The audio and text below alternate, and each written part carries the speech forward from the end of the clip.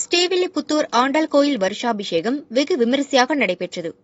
இதையொட்டி ஆண்டாள் ரங்கமன்னார் யாகசாலை பூஜையில் எழுந்தருளினர். அதைத் தொடர்ந்து எஜமான சங்கல்பம், புண்ணியாக வாசனம், மகா சாந்தி ஹோமம், திருவாதரம் சாத்துமுறை மற்றும் தீர்த்த கோஷ்டி நடைபெற்றது.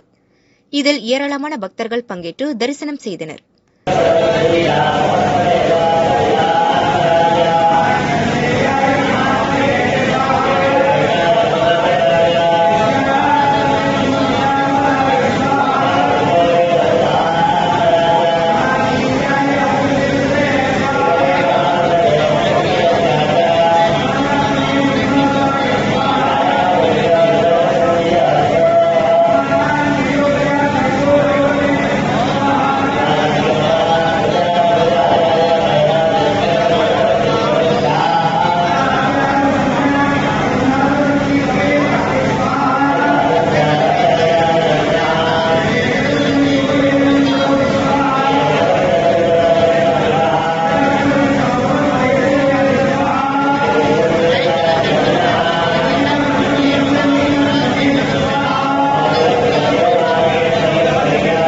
விழாவின் முக்கிய நிகழ்வாக பிப்ரவரி 7ஆம் தேதி 108 கலச திருமஞ்சனம் மற்றும் பிப்ரவரி 8ஆம் தேதி சிறப்பு திருமஞ்சனம் மற்றும் லட்சார்ச்சனை நடைபெற உள்ளது.